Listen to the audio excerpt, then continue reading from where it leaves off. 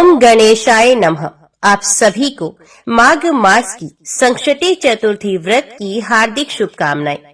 आज आप सुनिए गणेश चतुर्थी के दिन सुनी जाने वाली पौराणिक व्रत कथा।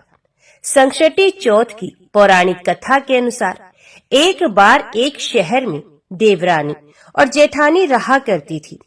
जेठानी अमीर थी और देवरानी बहुत गरीब थी। देवरानी गणेश जी की बड़ी भक्त थी। देवरानी का पति जंगल से लकड़ियां काट कर लाता, उन्हें शहर में जाकर बेचता था। इस प्रकार उनका जीवन चल रहा था। देवरानी का पति अक्सर बीमार रहता था। तब देवरानी जेठानी के घर का सारा काम करती और बदले में जेठानी उसे बचा हुआ खाना, पुराने कपड़े आदि दे देती। इसी से किसी तरह देवरानी का परिवार चल रहा था। माघ के महीने में देवरानी ने तिलचौथ का व्रत किया। 5 आने का तिल और गुड़ लाकर तिलकुट बनाया। पूजा करके तिलचौथ की कथा सुनी और फिर तिलकुटा छिंके में रख दिया, क्योंकि संकट चौथ का व्रत बिना चंद्र देवता को अर्घ्य दिए अधूरा माना जाता है। तो देवरानी सोचने लगी कि चंद्रमा उदय होने पर पहले तिलकुट और उसके बाद ही वे कुछ और खाएगी। कथा सुनकर वे जेठानी के यहाँ चली गई। खाना बनाकर जेठानी के बच्चों से उसने खाना खाने के लिए कहा। तब बच्चे कहने लगे कि माँ ने व्रत किया है और माँ भूखी है। जब माँ खाना खाएगी तब हम भी खा लेंगे। जेठ जी को खाना खाने के लिए कहा तो जेठ जी कहने लगे कि मैं अकेला नहीं खाऊंगा। जब चांद निकलेगा तभी सब मिलकर खाना खाएंगे, तब मैं भी खा लूंगा। जेठानी ने उससे कहा कि आज तो किसी ने भी अभी तक खाना नहीं खाया, तो मैं तुम्हें कैसे दे दूं? तुम सुबह सवेरे आकर बचा हुआ खाना ले जाना। क्योंकि हर दिन तो जेठानी का बचा हुआ खाना या सुबह का बचा हुआ खाना अपनी देवरानी को दे दिया करती थी। इधर देवरानी के घर पर उसका पति और बच्चे बेचारे सब आस लगाए हुए ही बैठे थे कि आज तो त्योहार है, इसलिए कुछ आज पकवान आदि खाने को मिलेगा। देवरानी बिना खाने के जब अपने घर लौटी और बच्चों को पता चला कि आज तो पकवान क्या रोटी भी खाने को नहीं मिलेगी, तो सारे बच्चे उदास हो गए, भूख के मारे रोने लगे। उसके पति को भी बहुत गुस्सा आया। उसका पति गुस्से में कहने लगा, सारा दिन काम करके भी तुम 2 रोटी नहीं ला सकती, तो काम ही क्यों करती हो? पति ने गुस्से में आकर पत्नी को कपड़े धोने से मारा। धोना हाथ से छूट गया तो पाटे से मारा। अब वे बेचारी देवरानी गणेश जी को याद करती हुई रोते रोते पानी पीकर ही सो गई। उस दिन गणेश जी देवरानी के सपने में आए और कहने लगे, धुवनी मारा, पाटी मारा, सो रही है या जाग रही है? देवरानी कहने लगी, कुछ सो रही हूँ, कुछ जाग रही हूँ। तब गणेश जी फिर से बोले, भूख लगी है, कुछ खाने को दो। देवरानी कहने लगी, क्या दूं? मेरे घर में तो अन्न का एक दाना भी नहीं है। जेठानी बेचारी बचा कुचा खाना देती थी, आज वो भी नहीं मिला। पूजा का बचा हुआ तिलकुटा चीकी में पड़ा है, वही खा लो।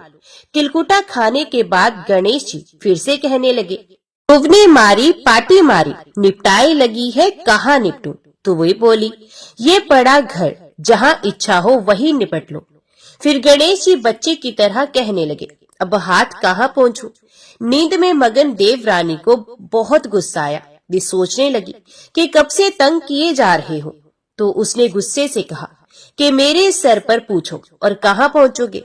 इतना सब होने के बाद देवरानी के घर तो चमत्कार हो उठा। देवरानी जब सुबह उठी तो देखकर हैरान रह गई कि उसका पूरा घर हीरे मोती से जगमगा रहा है।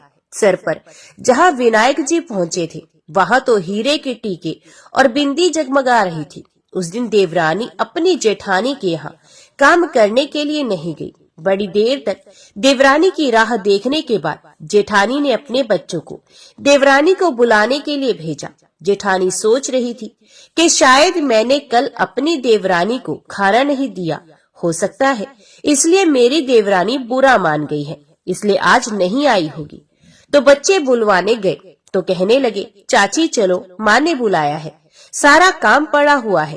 देवरानी कहने लगी, अब उसकी जरूरत नहीं है, मेरे घर में अब सब कुछ है।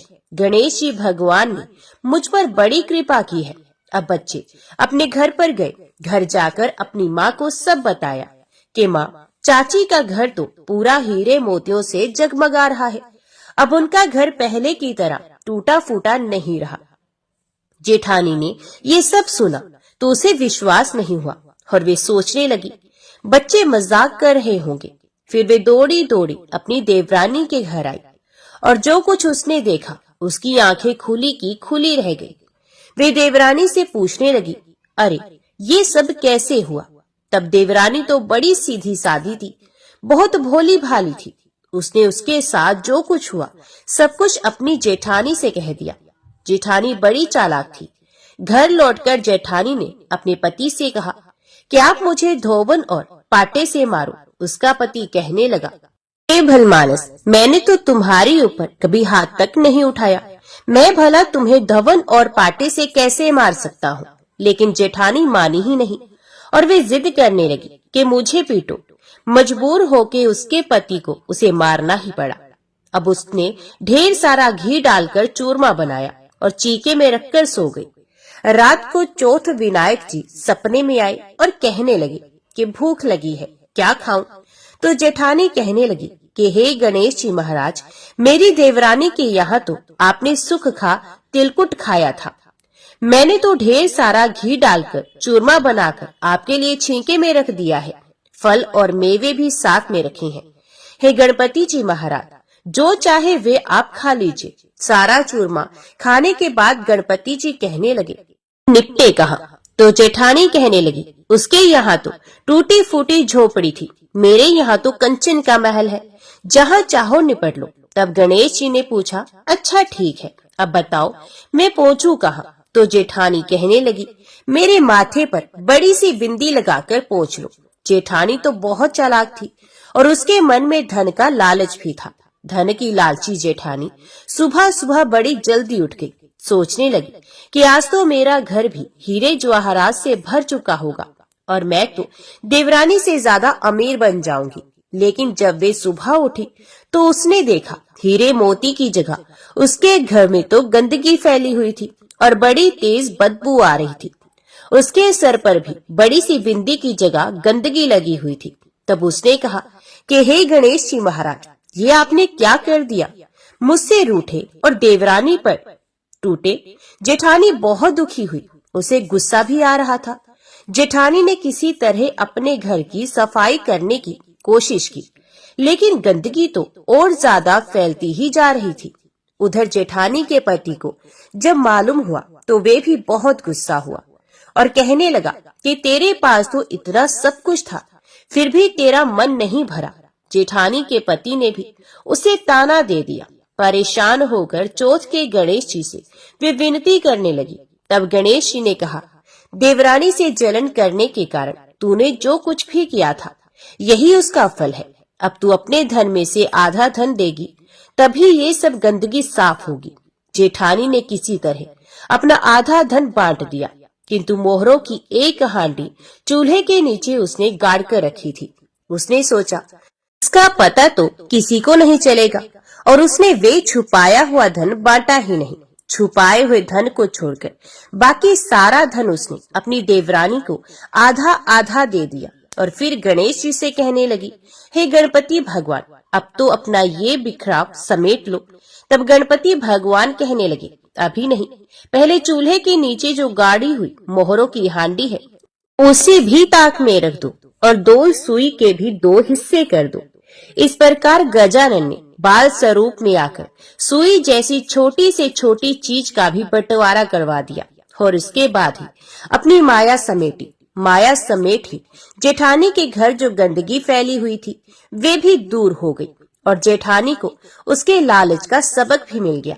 हे गणपति महाराज, जैसे ही आपने देवरानी पर कृपा की, वैसे ही कथा को सुनने वाले सभी भक्तों पर करना, किंतु जैसी सजा जेठानी को दी वैसी किसी को मत देना। तो बोलो गणपति भगवान की जय। माघ कृष्ण गणेश चतुर्थी की पौराणिक व्रत कथा के अनुसार पार्वती जी ने एक बार गणेश जी से पूछा कि हे वत्स, माघ महीने में किस गणेश की पूजा करनी चाहिए तथा इसका क्या नाम है।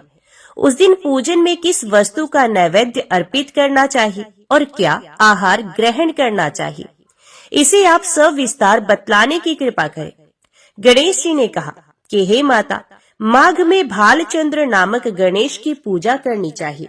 इनका पूजन षोडशोपचार विधि से करना चाहिए। हे माता पार्वती, इस दिन तिल के 10 लड्डू बना ले, 5 लड्डू देवता को चढ़ाए और शेष 5 ब्राह्मण को दान में दे। ब्राह्मण की पूजा भक्ति पूर्वक करके उन्हें दक्षिणा देने के बाद उन 5 लड्डुओं को उन्हें प्रदान कर दे। हे देवी, तिल के 10 लड्डुओं का स्वयं आहार करे। इस संबंध में मैं आपको राजा हरिश्चंद्र का वृत्तांत सुनाता हूँ। सतयुग में हरिश्चंद्र नामक एक प्रतापी राजा हुए थे। वे शास्त्र धर्म में पटु, सरल स्वभाव, सत्यनिष्ठ और विद्वान ब्राह्मणों के पूजक थे। हे देवी, उनके शासन काल में अधर्म नाम की कोई वस्तु नहीं थी। उनके राज्य में कोई अपाहिज, दरिद्र या दुखी नहीं था। सभी लोग आधी व्याधि से रहित एवं दीर्घायु होते थे। उन्हीं के राज्य में एक ऋषि शर्मा नामक तपस्वी ब्राह्मण रहते थे। एक पुत्र की प्राप्ति होने के बाद ही वे स्वर्गवासी हुए। पुत्र का भरण पोषण उनकी पत्नी करने लगी। वह विधवा ब्राह्मणी भिक्षाटन के द्वारा पुत्र का पालन पोषण करती थी। उस ब्राह्मणी ने माघ मास की संकटा चतुर्थी का व्रत किया। वे पतिव्रता ब्राह्मणी गोबर से गणेश जी की प्रतिमा बनाकर सदैव पूजन किया करती थी। हे पार्वती, भिक्षाटन के द्वारा ही उसने पूर्वोक्त रीति से तिल के 10 लड्डू बनाए। इसी बीच उसका पुत्र गणेश जी की मूर्ति अपने गले में बांधकर स्वे इच्छा से खेलने के लिए बाहर चला गया। तब एक नर पिशाच कुम्हार ने उस ब्राह्मणी के 5 वर्षीय बालक को जबरन पकड़कर अपने आवों में छोड़कर मिट्टी के बर्तनों को पकाने के लिए उसमें आग लगा दी। इधर उसकी माता अपने बच्चे को ढूंढने लगी। उसे ना पाकर वे बड़ी व्याकुल हुई। वे ब्राह्मणी विलाप करती हुई गणेश जी की प्रार्थना करने लगी। हे गणेश जी महाराज, विशाल शरीर वाले, हे सूर्य नारायण की लाली के सदृश कांति वाले, हे सुंदर जटा समूह को धारण करने वाले, आप इस दुखनी की रक्षा कीजिए। हे गजानन, हे 4 भुजाधारी, हे मस्तक में चंद्रमा को धारण करने वाले, हे विनायक, हे अनाथों के नाथ, हे वरदायक, मैं पुत्र के वियोग से व्यथित हूँ, आप मेरी रक्षा कीजिए। वे ब्राह्मणी इसी प्रकार आधी रात तक विलाप करती रही। प्रातः काल होने पर कुम्हार अपने पके हुए बर्तनों को देखने के लिए आया। जब उसने आवा खोल के देखा तो उसमें जांग भर पानी जमा हुआ पाया। और इससे भी अधिक आश्चर्य उसे जब हुआ कि उसमें बैठे हुए एक खेलते हुए बालक को देखा। ऐसी अद्भुत घटना देखकर वे भयवश कांपने लगा और इस बात की सूचना उसने राज दरबार में दी। उसने राज्य सभा में अपने कुकृत्य का वर्णन किया। कुम्हार ने कहा कि हे महाबाहु, एक प्रज्वलित अग्नि के समान तेजवान, हे महाराज हरिश्चंद्र, मैं अपने दुष्कर्म के लिए वध के योग्य हूँ। उसने आगे कहा, हे महाराज, कन्या के विवाह के लिए मैंने कई बार मिट्टी के बर्तन पकाने के लिए आवा लगाया है, परंतु मेरे बर्तन कभी भी नहीं पके और सदैव कच्चे ही रह गए। तब मैंने भयभीत होकर एक तांत्रिक से इसका कारण पूछा तो उसने कहा कि चुपचाप किसी लड़के की तुम बलि चढ़ा दो, तुम्हारा आवा पक जाएगा।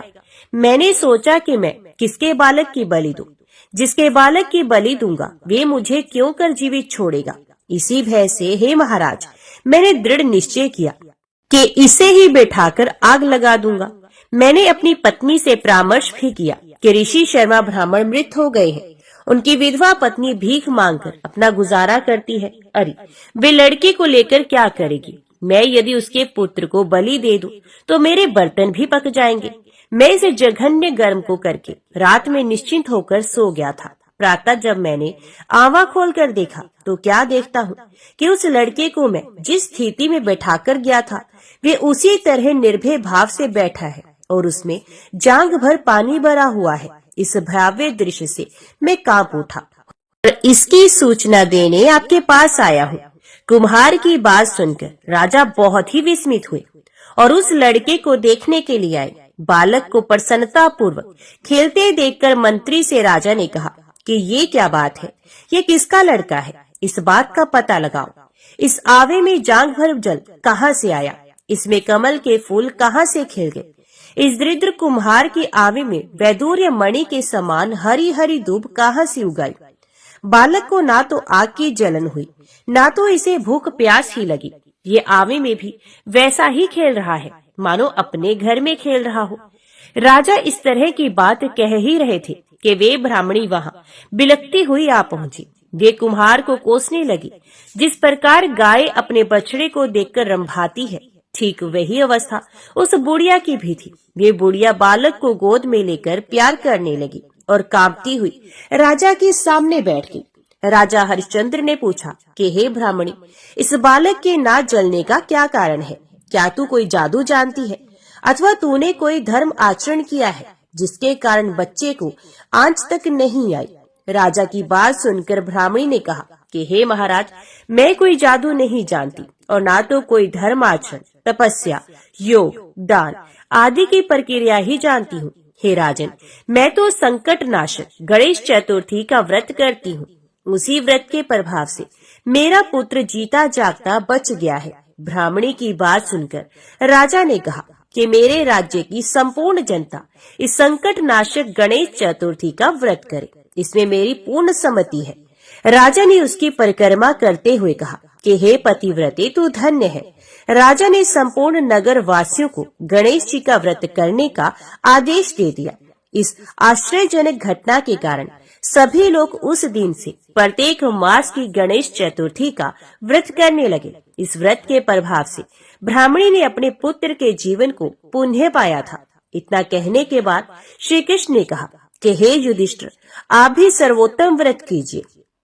इस व्रत के प्रभाव से आपकी सभी कामनाएं पूर्ण होंगी। आप मित्रों, पुत्रों और पौत्रों को सुख देने वाले साम्राज्य को प्राप्त कर सकेंगे। हे महाराज, जो लोग इस व्रत को करेंगे उन्हें पूर्ण सफलता मिलेगी।